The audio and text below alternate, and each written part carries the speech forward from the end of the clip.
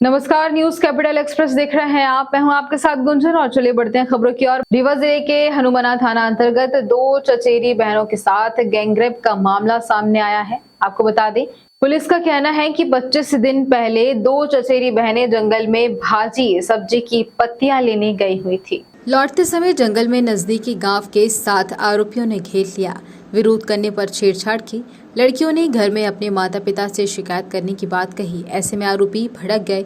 इसके बाद दोनों बहनों को खींचकर खाई में ले गए। वहां बारी बारी से 7 आरोपियों ने गैंगरेप किया।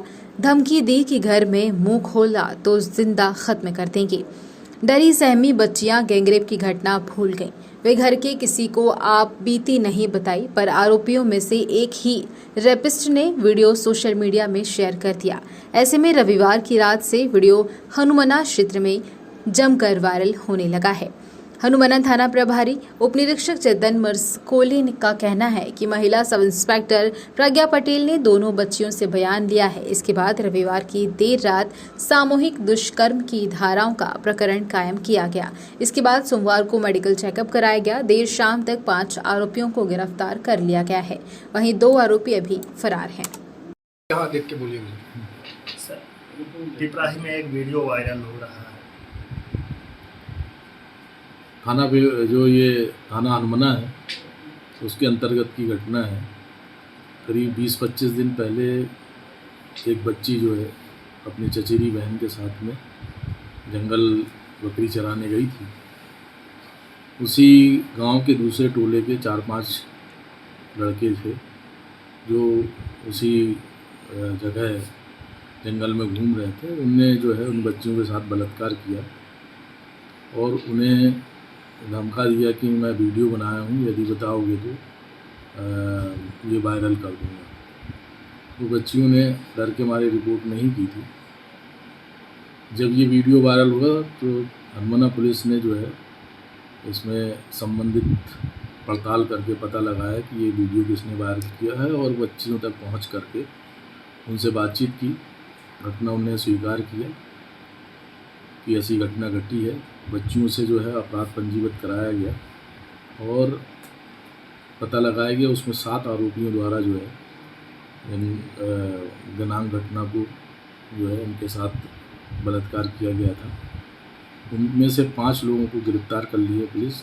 2 अन्य जो है पुलिस की पार्टी को देख करके फरार हो गए थे, जिसमें जिनको गिरफ्तार करने के लिए 2 पुलिस पार्टी अलग से पृथक रवाना है।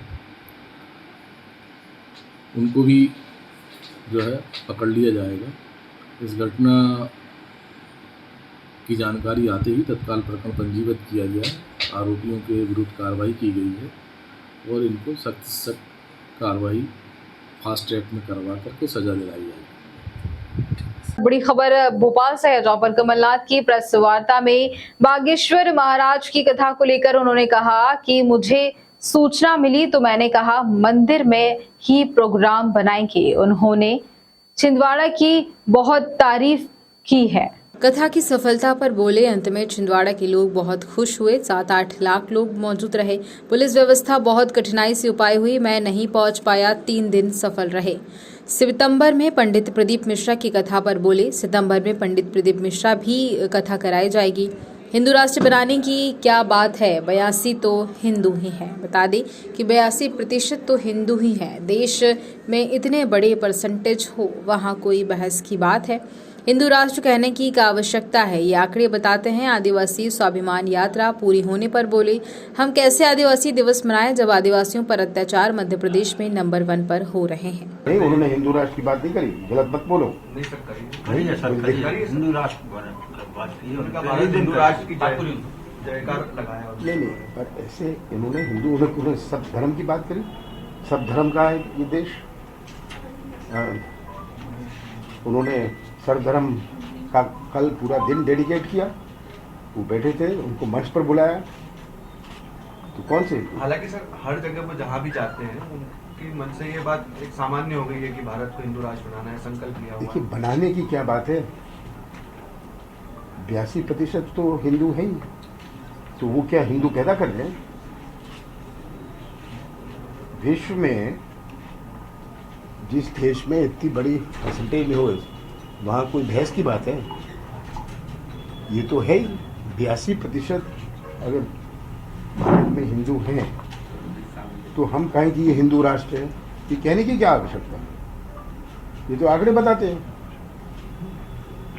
सर मध्य प्रदेश में जिस तरह के चुनाव नजदीक आ रहा है, देखिए बड़े दुख की बात, सर, मैं कल झाबुआ दिल्ली था,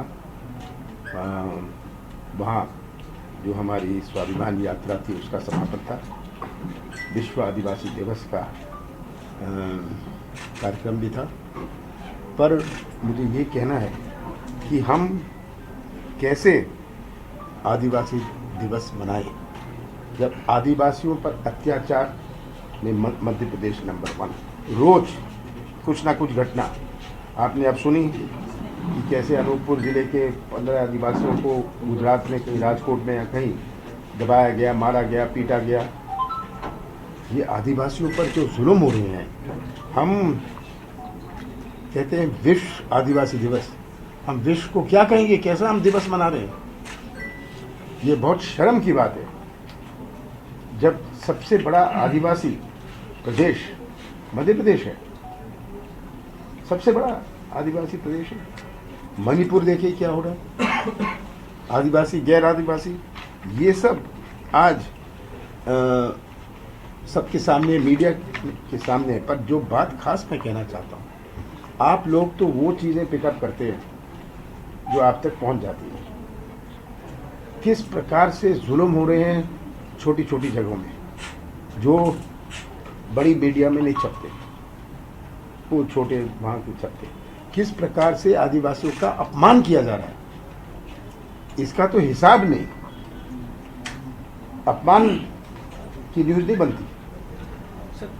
मध्य प्रदेश में जैसे चुनाव कल शिवराज जी की सर विक्रांत भूरिया कमलनाथ को आदिवासी कहते हैं, तो क्या आदिवासी मुख्यमंत्री? तो जब मुझे मीडिया के माध्यम से सूचना मिली 2 महीने पहले कि वे छिंदवाड़ा आ रहे हैं और कहीं उन्होंने दूसरी तरफ प्रोग्राम बनाया था, तो मैंने कहा आप मंदिर पर ही बनाइए, ठीक है। और उनकी 3 दिन की कथा हुई, कथा सब रिकॉर्डेड है और इसमें परसों के दिन आदिवासी सम्मान, आदिवासी दिवस और आदिवासी सम्मान को उन्होंने कथा डेडिकेट करी। कल उन्होंने सर्वधर्म समाज को, उसमें आपने देखी फोटो, सब डेडिकेट करी। छिंदवाड़ा के बारे में जो कुछ कहा रिकॉर्ड में कहा,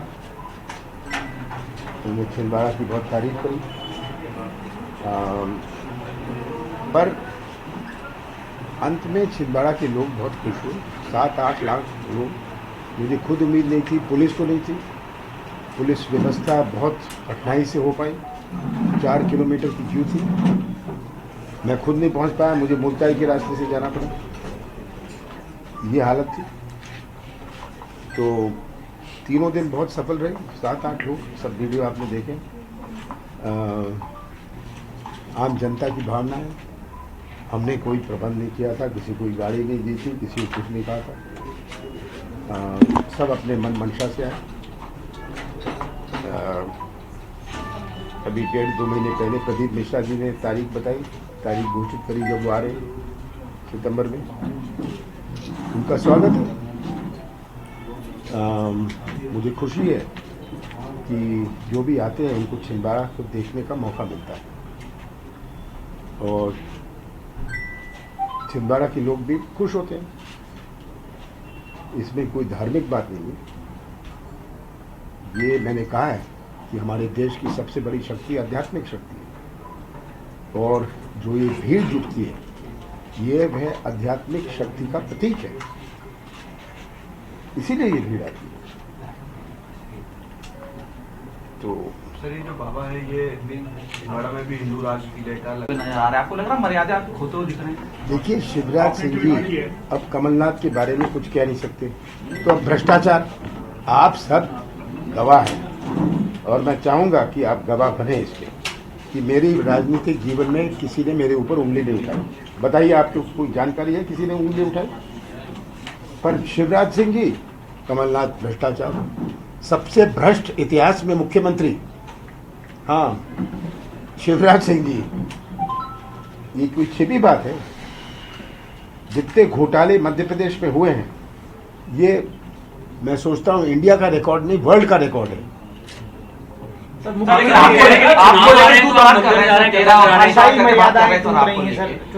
लग रहा है कि सीएम को इस तरह की भाषा पे आ जाना चाहिए। देखिए, ये किसी हद तक जा सकते हैं कि वो जानते हैं कि कैसे उनके पैरों से जमीन खिसक, तो जिसके पैरों से जमीन खिसकती दिखती है, हाँ, वो कोई ना कोई टहनी भी पकड़ लेगा उसको। उनको जो सोचते हैं कि उससे बच सकता है फिसलने से, वो प्रयास कर रहे हैं। पथराव हुआ है सर, खंडवा में पथराव हुआ है। धार्मिक यात्रा निकल रही थी तो उस पर फिर पथराव हुआ है सर। उसी से जुड़ा हुआ सर, रीवा में आया सर। सिंगरौली में अभी आपने देखा, एक विधायक के बेटे ने गोली चलाई, ये सब हो रहा है। आज यहाँ किसी को चिंता प्रदेश चलाने की नहीं है। ये आज प्रदेश का हाल है। मुझे बड़ा दुख है, बड़ी चिंता है कि अगले 4 महीने अपना प्रदेश कैसे चलेगा, क्योंकि किसी का ध्यान प्रदेश चलाने में नहीं है, अब तो समेटने में है। कैसे हम समेट लें? आपने कभी ये प्रश्न पूछा? मैं तो आप पर आरोप लगाता हूँ कि आपने कभी ये प्रश्न पूछा कि 3,30,000 करोड़ रुपए जो आपने कर्जा लिया, इसका क्या हुआ? आपने कभी इसमें देखा रिकॉर्ड में कि कितने इन्होंने ठेके दिए और ठेके में कितना इन्होंने एडवांस दिया? ये तो आप पूछेंगे नहीं, छोड़िए, आप पूछते हैं। शिवानंद तिवारी आरजेडी नेता, वो आपने कथा कराई तो उस पर वो सवाल उठा रहे। आरजेडी नेता शिवानंद तिवारी पूर्व सांसद हैं, वो आपकी कथा पर हाईकमान से स्पष्टीकरण मांग रहे हैं कि हिडन एजेंडा चला रहे हैं। शिवराज जी भी उसी में करेंगे, चुनावी हिंदू में पहले राम मंदिर कभी नहीं गए, हनुमान मंदिर चुनाव में तो कथा भी। मैंने तो 15 साल पहले हनुमान मंदिर बनाया था, ये कोई आज बनाया है? तो ये तो कोई चुनाव के लिए बनाया है। मैंने तो इसकी पब्लिसिटी भी नहीं करी थी, पर जो है सामने लोगों को दिख रहा है कि सबसे बड़ा हनुमान मंदिर छिंदवाड़ा में 15 साल पहले बना था। तो ये अब इसका स्पष्टीकरण चाहते हैं, मैंने अपने भावनाओं से बनाया। सर, ये प्रदीप मिश्रा जी की कथा भी होगी क्या छिंदवाड़ा में? हाँ, उन्होंने कार्यक्रम बनाया है। उन्होंने मुझे सूचित किया, मैंने अखबारों में पढ़ा कि वो अपना प्रोग्राम बना रहे हैं। अब कोई भी प्रोग्राम बनाए, मैं उनका स्वागत करता हूँ। सर, उमंग सिंघार जी ने ये कल बोला है पब्लिक मीटिंग में कि मध्य भोपाल से खबर है, जहां पर क्राइम ब्रांच टीम ने 10 दिन में छापामारी कार्रवाई कर पकड़े आयुष्मान कार्ड बनाने वाले 4 आरोपी। बता दें कि भारत पेट्रोल ने पूर्व आरोपी विकास दुबे के मार्गदर्शन में बनाए 450 फर्जी आयुष्मान कार्ड। मामले में 4 माह में फरार आरोपी केशव चौहान को दवोचा राजस्थान बॉर्डर से राज्य छोड़कर भागने में प्रयास किया विफल। आरोपियों को पूरे प्रदेश में छापामारी कार्रवाई जारी। रहटी से पकड़े 2 आरोपी फर्जी आयुष्मान कार्ड बनाकर कराया शासन को लगाई कई करोड़ रुपए की चपत। आपको बता दें कि आरोपियों के बैंक अकाउंट की 15 लाख रुपए की राशि फ्रीज। वहीं सरगनाओं की तलाशी में जुटी टीम जल्द बड़े खुलासे होंगे। पहली कार्रवाई में जो संगठित गिरोह है, संगठित अपराधी है, जिसमें कि आयुष्मान फर्जीवाड़ा किया था, जिसमें आयुष्मान के अपात्र लोगों को कार्ड बनाए गए थे।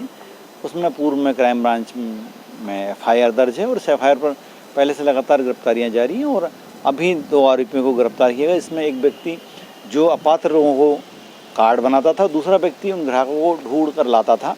इसके बदले में इनको कमीशन मिलता था, प्रत्येक कार्ड पर इनको 100 से 200 रुपये कमीशन मिलता था।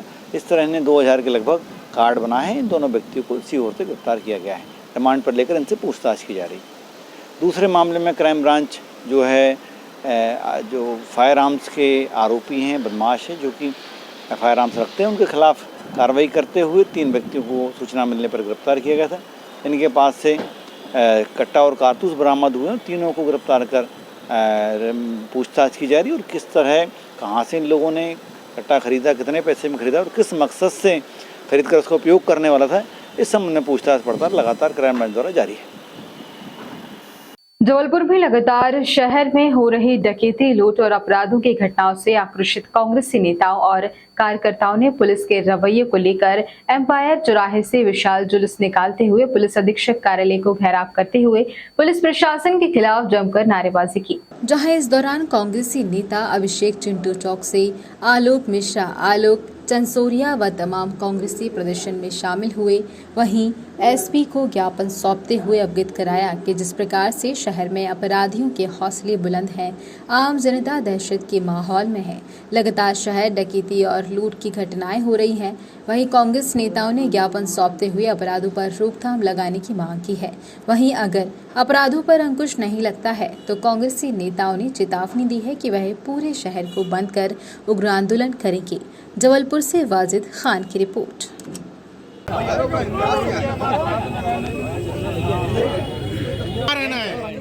जो कि इस लायक है, जो कि जनता की आवाज को उठा सकते हैं। वर्तमान समय में सारे के सारे लोग मुंह पर पट्टी लगाकर बैठे हुए हैं। 4 सालों में, पिछले 4-5 सालों में जो डकैतियां हो रही है, जिस ढंग से अपराध बढ़ रहे हैं, जिस तरीके से नशे का व्यापार हो रहा है, उसके लिए प्रशासन के साथ साथ और भी जिम्मेदार लोग, जिनकी जिम्मेदारियां हैं, जिनको जनता ने जिम्मेदार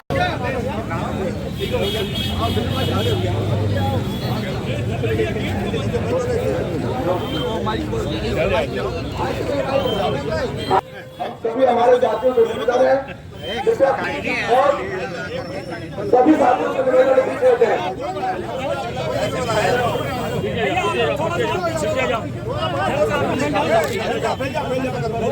हम लोग आ जाएंगे भैया, आप लोग आ जाइए, आप लोग यहाँ आ जाइए सारे लोग।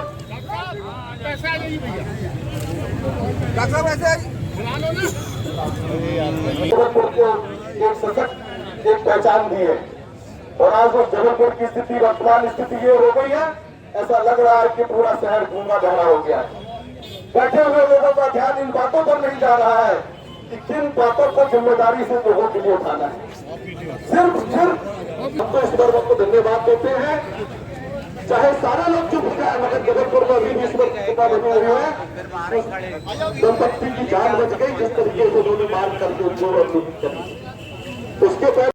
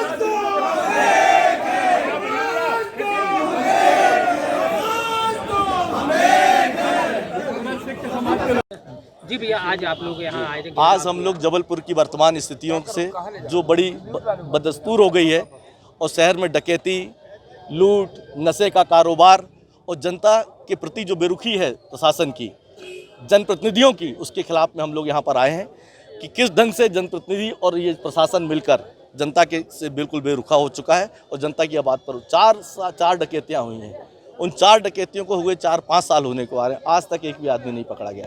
कोने कोने में नशे के व्यापारी नशे का व्यापार कर रहे हैं। पूरे जबलपुर में खुलेआम शराब बिक रही है। यहाँ पर छोटे से छोटा बच्चा यहाँ पर नशे को लेकर बैठ रहा है। आम आदमी की सुरक्षा है, कोई किसी को भी चाकू मार दे रहा है, कोई किसी पर भी गोली चला दे रहा है।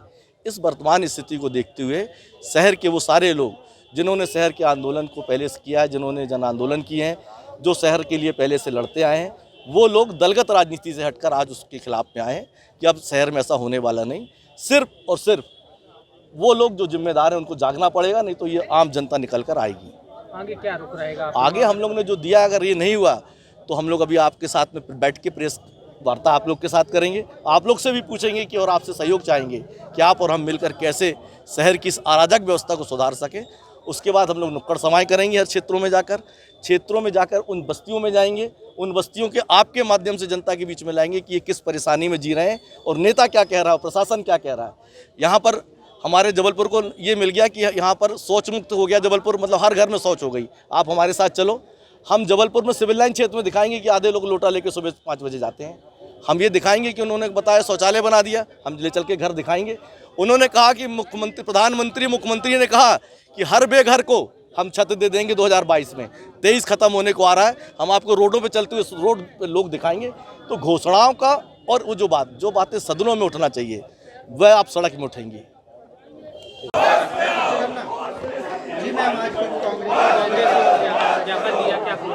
ये कुछ कांग्रेस के कार्यकर्ताओं के द्वारा आज नेपियर टाउन में हुई घटना को लेकर के ज्ञापन दिया गया है। इसमें हमने उन्हें आश्वस्त किया है कि जिस दिनांक से घटना हुई है 30 जुलाई से, तब से लगातार हमारी अच्छी टीमें इसमें लगी हुई हैं, मेहनत लगातार इसमें की जा रही है, उसमें जल्दी हम खुलासा करेंगे। अभी तो डकैती जो हुई थी उसके बाद कुछ अहम सुराग लगे, इसमें जो अहम सुराग हैं वो हम खुलासे के साथ ही शेयर करेंगे, वो ज़्यादा अच्छा होगा।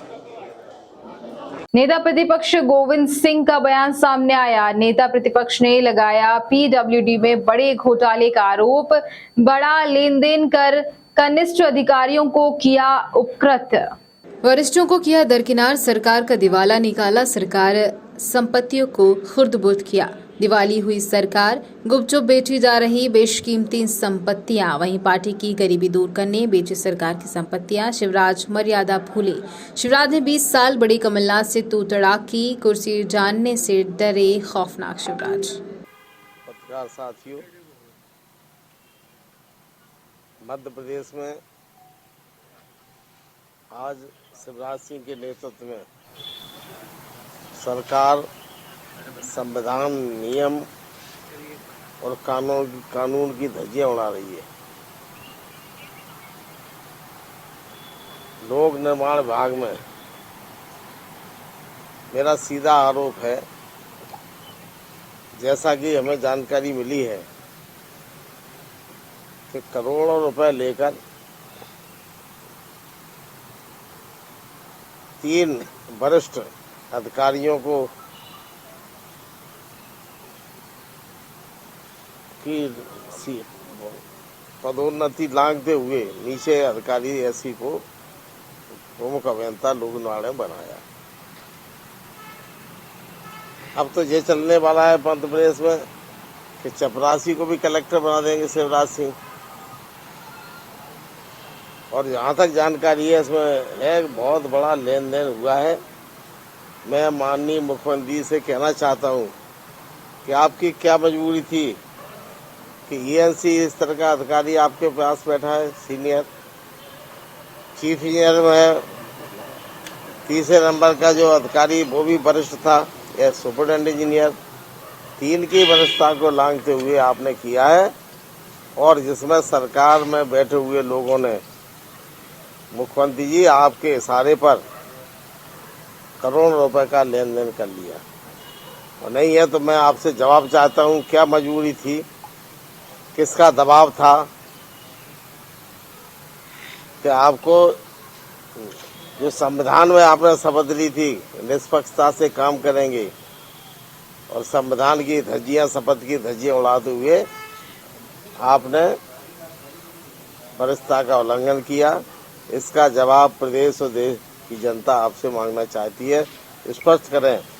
और मेरा दायित्व है विपक्ष के नेता प्रतिपक्ष के नाते आपसे सवाल करूं और आप हमें जवाब दीजिए। दूसरा मैं कहना चाहता हूं, दूसरा मुद्दा, मुख्यमंत्री जी आपने अपने चहेतों को और बिना निष्पक्षता से मनमानी तरीके से मध्य प्रदेश की शासकीय संपत्तियां 1 लाख करोड़ की संपत्तियां आपने अपने पार्टी के लोगों को, पूंजीपतियों को औने पौने दाव में बेच दी। और निष्पक्षता तभी कही जा सकती है अगर सरकार का दिवाला निकल चुका है। तो दिवालिया सरकार को ये अधिकार नहीं है कि मनमानी तरीके से भी निर्णय ले सके। आप ओपन ऑक्शन कराते, जो संपत्तियां आपने कहीं बस स्टैंड गायब कर दिए, कहाँ बसें खड़ी होने की जगह नहीं है। मुरैना जिले के अम्बा में, पोरसा में, पिंड में सिंचाई विभाग की कॉलोनी जो कम से कम 2 हेक्टेयर 10 बीघा जमीन से अधिक थी, 2 से 3 हेक्टेयर तक की, उसको बहुत कौड़ियों दाम में बेच दिया है एक पूंजीपति को, बिल्डर को। और सब ये प्रक्रियाएं हुई हैं, ये पूरी तरह से साठ गांठ करके ऐसी शर्तें लगाकर ताकि और कोई इसमें अपना टेंडर डाल ना पाए। निष्पक्षता तभी थी जब आप खुलेआम नीलाम लगते, बोली होती, आप निष्पक्ष बात करते तो सरकार का जो करोड़ों रुपए का धन का नुकसान हुआ है वो बच जाता। लेकिन आपको पैसा कमाना है, आपको पार्टी के लोगों की अपनी गरीबी दूर करना है, इसलिए मध्य प्रदेश की गाड़ी कमाई जो 70-75 साल में पूर्व की सरकारों ने इकट्ठी की थी वो आपने लुटवा दी और लूट ली। कमलनाथ है ना, 84 के हुए कमलनाथ, 84 के नहीं हुआ, मतलब 76 से तो कम है नहीं। 12-14 साल का अंतर भी चाचा के बराबर बोला मैंने। चाचा के बराबर हो सकते हैं, बड़े भाई हो सकते हैं, तो क्या बड़े भाई का इस तरह अपमान करना भारतीय जनता पार्टी की संस्कृति है? इस तरह की भाषा का उपयोग करना मुख्यमंत्री शिवराज सिंह की ट्रेनिंग दी हुई भाषा है क्या? उनके शब्दकोश में यही भाषा बनी है? कहाँ से लाए ये शब्दकोश? कथा कराने की जरूरत क्या पड़ रही है? नेता सब कथा कराने में लगे। कमलनाथ जी ने अभी भाग्य श्रद्धांजलि भी कराई, आप प्रदीप मिश्रा की कराएंगे अगले महीने, तो क्या फायदा होगा चुनाव में? ऐसा है, मेरी तो मान्यता व्यक्तिगत है कि राजनीति में रहने वाले व्यक्ति को अपने अपने धर्म का निष्ठा के अनुसार पूजा पाठ करे, कथा कराए, लेकिन राजनीति में धर्म का उपयोग करना मैं उचित नहीं मानता। जो करते हैं वो मैं उसकी इस मत से सहमत नहीं हूँ। कमलनाथ जी ने गलत किया, मतलब भाई कोई श्रद्धा होगी तो किया है, ये कौन कह रहा गलत किया? नहीं, आपके राजनीति में उपयोग, अब राजनीति में उपयोग तो करिए, आप पूजा पाठ कर रहे, घर में ले जाके घर में ले जाए। अगर वो धर्म के नाम पे वोट मांगे, धर्म के नाम पे वोट दो, भाजपा मांगे। उमंग सिंगार ने, डॉक्टर साहब उमंग सिंगार ने एक बयान दिया, 18 कर रहा है करोड़ों की। 20 साल में इतने गरीब रह गए क्या अभी बीजेपी में नेता? अब तक तो लूट रही मची है। डबल इंजन सरकार डबल कमीशन पे चल रही है। 1 लाख करोड़ की गाड़ी कम संपत्तियां बेच डाली शिवराज सिंह जी ने। क्या भारतीय जनता पार्टी ने इकट्ठी की थी? पूर्व की सरकारों ने बड़ी मेहनत जनता से इकट्ठा कंपनियां बनाई, जमीनें इकट्ठे करी, बस स्टैंड बनाए, कॉलोनियां बनाई। ये बिल्डरों को बेचकर गोपनीय तरीके से शर्तें लगाकर पहले ही वसूली कर लेते हैं, उसके बाद शर्तें डालते हैं। 25-30% कमीशन पहले दो, उसके बाद फिर दो। 50% कमीशन खोरी करके प्रदेश को कंगाल कर दिया शिवराज सिंह ने। 4 लाख करोड़ के करीब आसपास कर्जा मध्य प्रदेश की जनता पे लाद दिया। डॉक्टर साहब, वीडी शर्मा जी ने कल बोला कि दिग्विजय सिंह मंच के पीछे छिप जाते हैं अब, क्योंकि वो कहते खुद के चुके हैं कि अगर हम वोट मांगेंगे तो जनता वोट नहीं देगी, वोट कट जाते हैं।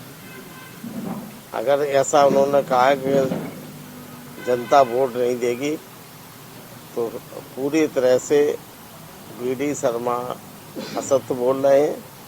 दिग्विजय सिंह ने कभी नहीं कहा कि मेरे जाने से जनता भाग जाती है और वोट नहीं देते। दिग्विजय सिंह प्रदेश के सबसे बड़े जनाधार वाले नेता हैं, गांव-गांव तक पहुंच है। वीडी शर्मा दिग्विजय सिंह के पासंग भी नहीं है। जिस तरह की भाषा कई लोग होते हैं, छोटी भाषा बड़ा मोह बोलते हैं, उनको वीडी शर्मा को दिग्विजय सिंह ने अपने 10 साल के कार्यकाल में अपने परिवार के लोगों को उपकृत नहीं किया। वी.डी. शर्मा अपने चहेतों को, भाइयों को, बहनों को, ससुर को, पत्नी को संविधान और मर्यादा लोकतंत्र की मर्यादा की धज्जियां उड़ाते हुए अच्छे अच्छे पदों पर बैठाल कर क्या काम सौंप दिया, क्यों सौंपा काम? ये राजनेता हम प्रदेश की सरकार के पार्टी के मुखिया इस तरह के कार्य कर रहे हैं, ये उनको उचित है? एक ही समाज के लोगों को जगह जगह बैठाने का काम कर रहे हैं। पूरे प्रदेश में उनके कृत्य जनता के सामने आ चुके हैं। डॉक्टर बनना चाहिए, ऐसा है, कांग्रेस प्रजातांत्रिक दल है, हर आदमी को अपनी बात कहने का अधिकार है। जहाँ तक आदिवासी मुख्यमंत्री के बनाने का सवाल है, तो जब चुनाव हो जाता है, लोकतांत्रिक कांग्रेस में कभी पहले से मुख्यमंत्री घोषित करने की परंपरा नहीं है और आज भी नहीं है। जब सरकार बन जाएगी, विधायकों का बहुमत होगा, वो नेता चुनेगा, वो बनेगा। अगर सबकी राय आदिवासी भाई के साथ होगी तो उसका सम्मान दिया जाएगा। अब कोई व्यक्तिगत अपना बात कहता है तो उसको भी रोकना क्या उचित है? हर आदमी अपनी भाषा बोलता है। कमलनाथ जी ने भी कहा है कि भाई हर आदमी हमारे यहाँ बोलने का अधिकार है उसको। लगातार आदिवासियों के साथ उत्पीड़न की घटना हो रही। रीवा में 2 नाबालिग बच्चियों के साथ, वो भी आदिवासी बच्चियों के साथ बलात्कार की घटना सामने आई है। लगातार आदिवासियों को उत्पीड़न हो रहा है। आदिवासी भाई, अनुसूचित जात के भाई बहनों पर जो अत्याचार, जो दमन चक्र, व्यभिचार शिवराज सिंह के सरकार में हुआ है, और इस सरकार के मुखिया को अगर इस ऐसे कामों के लिए अगर इनाम दिया जाए तो शिवराज सिंह प्रथम इनाम पाएंगे।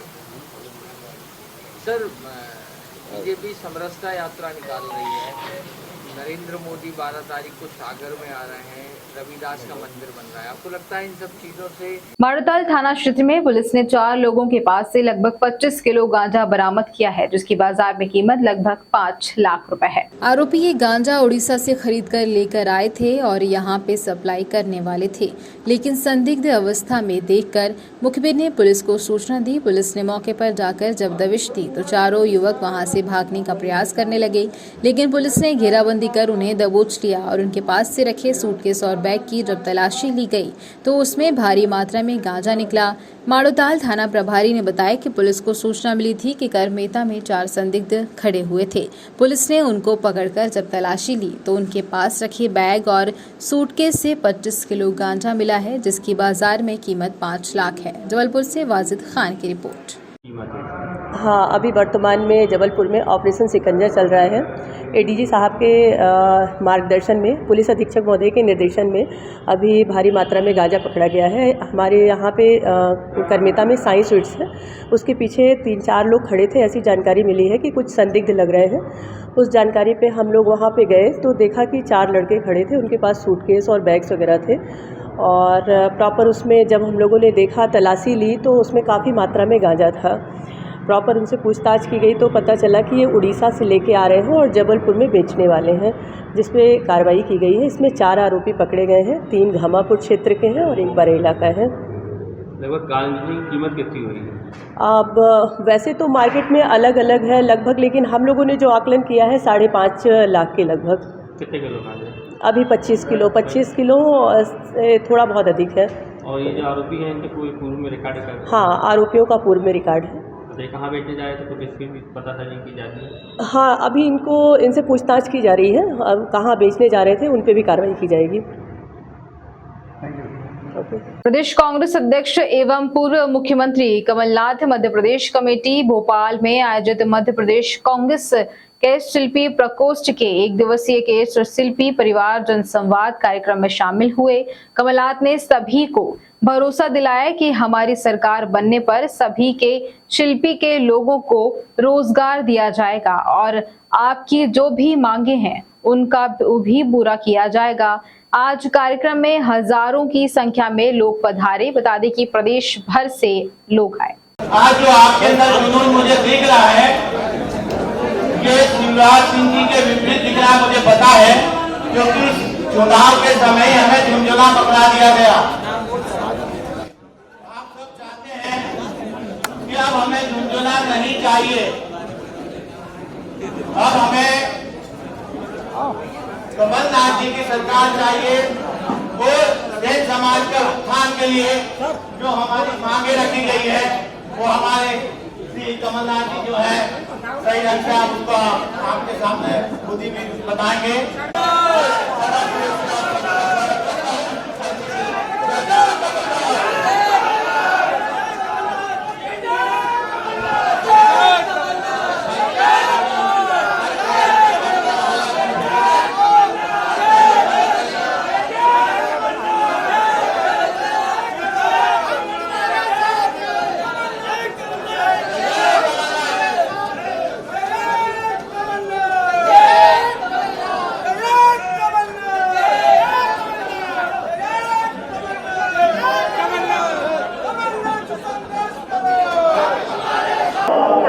हमने अभी पूर्व मुख्यमंत्री आदरणीय कमलनाथ जी के समक्ष हमने अपनी मांगे रखी गई है, जैसे सेन चौराया है, सेन स्मारक है, केश शिल्पी बोर्ड की बत्ती है, गठन है, इन सब के लिए हमने आज यहाँ पर एक ज्ञापन दिया है और केश शिल्पी परिवार जनसंवाद का प्रोग्राम रखा गया है, जिसमें पूरे मध्य प्रदेश से लोग आए हैं। उज्जैन, इंदौर, भोपाल, नागदा, रतलाम, धार, इधर से सभी दूर से लोग आए हैं सेन समाज के, और काफ़ी सफल रहा है प्रोग्राम। और कमलनाथ जी ने हमारी बड़ी उस तरीके से बात सुनी और हमारी समस्याएं दूर करने का पूरा आश्वासन दिया। और आगामी वर्षों में, आगामी चुनाव में हम निश्चित ही कांग्रेस को जिताएंगे, ये हमारा सेन समाज का संकल्प है। आपने क्या मांग की है हमारे समाज से टिकट? जी, हमने मांग की है कि हर शहर से पार्षद, विधायक के में हमें जन भागीदारी दें। कम से कम 5 हमें विधायक चाहिए मध्य प्रदेश में। मैं मध्य प्रदेश उज्जैन से महेंद्र सेन दाऊ सर्वश्री सेन समाज संगठन का अध्यक्ष हूँ। हमने सबसे पहले मांग रखी कि हमें राजनीतिक हिस्सेदारी दी जाए। आज़ादी के बाद से, जब से देश आज़ाद हुआ है, लोकतंत्र में देश परिवर्तित हुआ है, हमारी समाज को कांग्रेस पार्टी ने अभी तक कोई टिकट नहीं दी है। जबकि ऐसा नहीं कि हमारी पार्टी के लीडर डिवोटी ना हो इस बात के लिए। हमने उनसे बात की है कि राजनीतिक हिस्सेदारी दो, नंबर 1। और हमारा सेन जी महाराज का स्मारक बनना है बांधवगढ़ में, उसके निर्माण की बात कही गई है। और 2007 में जो है मध्य प्रदेश की विधानसभा में सेन समाज को अनुसूचित जाति में शामिल करने के लिए अशासकीय प्रस्ताव पारित हुआ था, उसको हमने कहा है इसको इधर पॉजिटिव कराकर सेंट्रल सरकार को भेजें, नंबर 1। और जो हमारे, आपने देखा होगा, एक बंदा हमारा यहीं पेड़ के नीचे दाढ़ी कटिंग बनाता है, उनके लिए एक वो पॉलिसी बना है कि जो भी दुकानें बने गवर्नमेंट की, उसमें आरक्षण दें, उनको गुमठी दें या इधर दुकान दें या इधर जगह आरक्षित करें, वो अपने इधर सम्मानजनक तरीके से वो अपने सैलून का जो है ना काम कर सके। हमारी ये मांगे थी। क्या कुछ आश्वासन मिला है? उन्होंने कहा है कि मैं वो गंभीरता से विचार करूंगा, और उन्होंने बोला है कि राजनीतिक हिस्सेदारी भी देंगे और मैं करूंगा। और इधर पिछले दिनों सेन जयंती पे आए थे, सेन चौराहे पे 2 उन्होंने घोषणाएं कर दी थी। एक तो सेन समाज का आयोग बनाया जाएगा, आपने ही उसको वो प्रकाशित किया था, सेन समाज का आयोग बनेगा, और सेन महाराज का स्मारक वो बनाएंगे कमलनाथ जी को। ये तो आगामी चुनाव में हिस्सेदारी देगी? बिल्कुल हिस्सेदारी देना चाहिए कांग्रेस को। नहीं, हमारा मानना ये है कि देखो, मांगने से कुछ नहीं होता। लोग कहते हैं 10 दे दो, 5 दे दो, सब जो उनकी फ्रेम में फिट बैठ रहा हूँ, जो लोग हमारी पार्टी में इधर संघर्ष कर रहा हूँ, उनको टिकट दें। क्या हमारी जनसंख्या 2% है। 2% के हिसाब से तो हमारे इधर 4 टिकट बनते हैं। 1 टिकट तो दोगे 1% पे। बहुजन समाज पार्टी ने भोपाल में पत्रकार वार्ता कर बताया कि पार्टी तैयार है ध्यान सभा चुनाव में अपने उम्मीदवार उतारने के लिए। मध्य प्रदेश में जो जंगल राज चल रहा है उसको खत्म करने के लिए हम लोग दृढ़ संकल्पित हैं और प्रयास रहेगा इस बार हमारी सरकार बने। हम मजबूती से ये काम कर रहे हैं। संपूर्ण 230 विधानसभा कोशिश रहेगी हमारे उम्मीदवार उतारे हम। जी बहुजन समाज पार्टी द्वारा भोपाल में 9 अगस्त को विश्व आदिवासी दिवस के अवसर पर प्रदेश में भाजपा शासन में आदिवासियों, दलितों, पिछड़ों पर हो रहे अन्य अत्याचार व जनहित के मुद्दों को लेकर पैदल मार्च निकाला जा रहा है। पैदल मार्च निकालकर राजभवन पहुंचकर माननीय राज्यपाल महोदय को ज्ञापन के माध्यम से अवगत कराया जाएगा। और इस मौके पर बहुजन समाज पार्टी के नेशनल कोऑर्डिनेटर माननीय श्री आकाश आनंद जी, केंद्रीय कोऑर्डिनेटर राज्यसभा सांसद मुख्य प्रदेश प्रभारी मध्य प्रदेश माननीय श्री रामजी गौतम जी, केंद्रीय कोऑर्डिनेटर प्रदेश प्रभारी माननीय श्री कांति, केंद्रीय कोऑर्डिनेटर प्रदेश प्रभारी माननीय श्री मुकेश हरवार जी और मध्य प्रदेश की सभी पदाधिकारी, पूर्व विधायक मुख्य रूप से उपस्थित रहेंगे।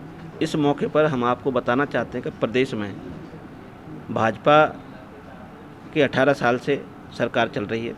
तब से आज तक प्रदेश में गरीबी, बेरोजगारी, महंगाई चरम सीमा पर पहुंच गई है।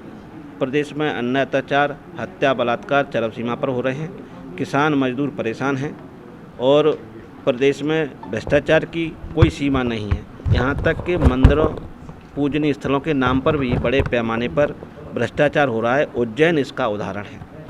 इस प्रदेश में SC, ST, OBC अल्पसंख्यक के हक और अधिकारों के साथ कुठाराघात हो रहा है। इनकी हर तरह की जायज़ मांगों को नज़रअंदाज किया जा रहा है। इनके साथ भेदभावपूर्ण कार्रवाई की जाती है। बीजेपी कांग्रेस पार्टी के लोग चुनाव आने पर प्रदेश में भोली भाली जनता को झूठे मूठे लालच देकर गुमराह कर इनका वोट हासिल करना चाहती है। इसलिए इस मौके पर हम ये कहना चाहते हैं कि समय रहते इन्होंने बदलाव नहीं किया तो हमारी पार्टी भी ईंट से ईंट बजा देगी। 2023 में सर्व समाज के गरीब, किसान, मजदूर, SC, ST, OBC minority, upper caste के लोगों को गरीब लोगों को जागरूक करके इनको कुर्सी से भी उतारने का काम फिर हम करेंगे और गरीब दलितों, आदिवासियों, पिछड़ों को, अल्पसंख्यकों को न्याय देने का काम करेंगे। भाई साहब, चुनावी वर्ष है, मध्य प्रदेश की सभी सीटों पे चुनाव लड़ेगी? जी हाँ, कुछ प्लान है? जी, बहुजन समाज पार्टी की राष्ट्रीय अध्यक्षा माननीय बहन कुमारी मायावती जी का स्पष्ट निर्देश है कि बहुजन समाज पार्टी मध्य प्रदेश में सभी 230 सीटों पर चुनाव लड़ेगी। और कांग्रेस को समर्थन देगी कि नहीं? पिछली बार तो दिया था कांग्रेस को। नहीं, इसका भी अभी पिछली जुलाई को मीटिंग हुई थी दिल्ली में। हमारी जब बैलेंस ऑफ पावर होगी तब उसके बारे में विचार माननीय बहन जी जरूर करेंगे। तो संगठन आपका मध्य प्रदेश में खड़ा हो गया है कि नहीं अभी तक? नहीं, संगठन खड़ा है और पूरी मुस्तैदी से हमारे प्रदेश के और सभी जिलों के छोटे बड़े कार्यकर्ता मुस्तैदी से ग्रास रूट पर पोलिंग बूथ पर अपना संगठन का काम कर लिए हैं और जागरूक करने का काम कर रहे हैं। प्रत्याशी कब तक घोषित हो जाएंगे? अब देखते जाइए, कांग्रेस बीजेपी से पहले तो हमारे हो ही जाते हैं।